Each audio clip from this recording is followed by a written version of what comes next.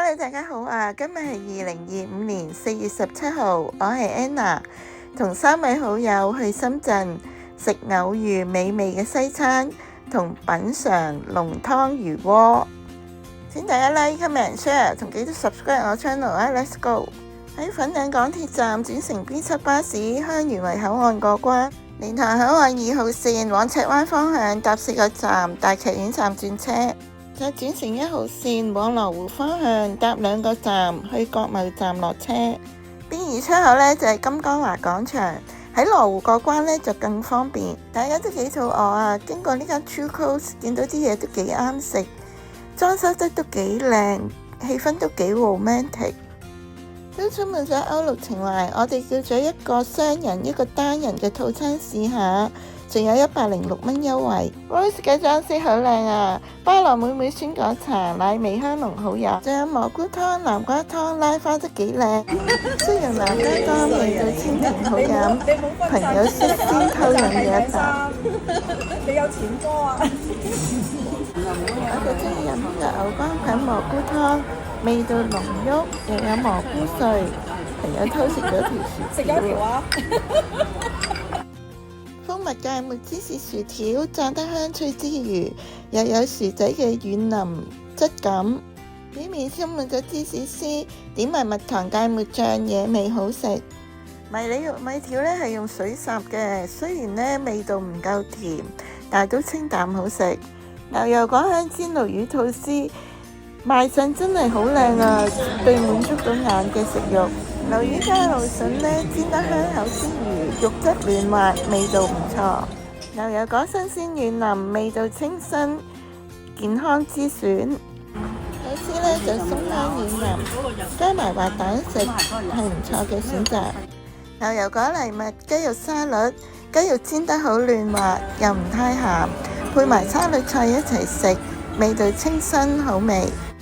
黑松露培根雞肉意麵，意粉軟硬適中，味道調教得啱啱好，充滿咗濃濃嘅黑松露味，雞肉呢都嫩滑美味。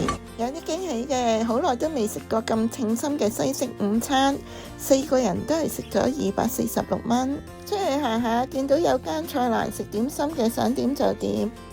喺有大叔買咗手打檸檬茶，一間食晚餐飲。朋友呢就喺手作阿摩嗰度試咗佢嘅手酥藜麥雪糕，中意食藜麥嘅你唔好錯過。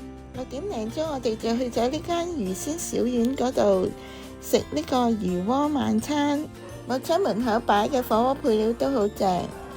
餐廳呢唔算太大間，我哋今日呢係特登嚟試下去呢個大頭魚嘅魚鍋魚湯，你睇幾大條。剛才喺大叔嗰度買咗手打檸檬茶同百香果茶，都幾大杯，但係味道一般。大頭魚鍋上台啦，目出有絲瓜、紅棗、杞子。我哋要咗16蚊咁大 size 嘅生蠔，中 size 嘅就10蚊。哇，咁快呢就淥熟啦！你睇個 size 幾大隻，非常之 creamy， 又鮮甜新鮮好食。仲有呢滑溜溜嘅豆腐滿足。大頭魚鍋呢，除咗魚湯鮮甜之外呢，肉質呢都好嫩滑嘅，唔會柴，但係呢就有少量嘅骨絲。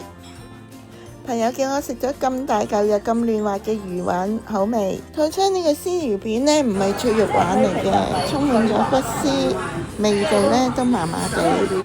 嚟到呢個我中意食加倍嘅竹笙呢，佢係長條形嗰隻嚟嘅，比較大嚿，索埋啲魚湯呢，軟腍香滑好味。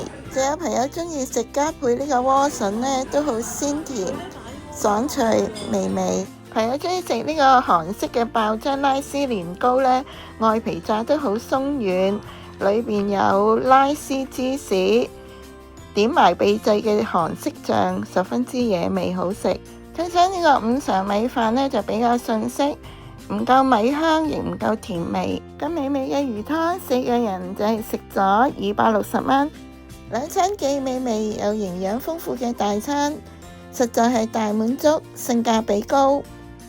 回程呢，喺巴師傅嗰度買咗2盒海苔檸檬酸奶小貝蛋糕，味道幾好味，又唔貴。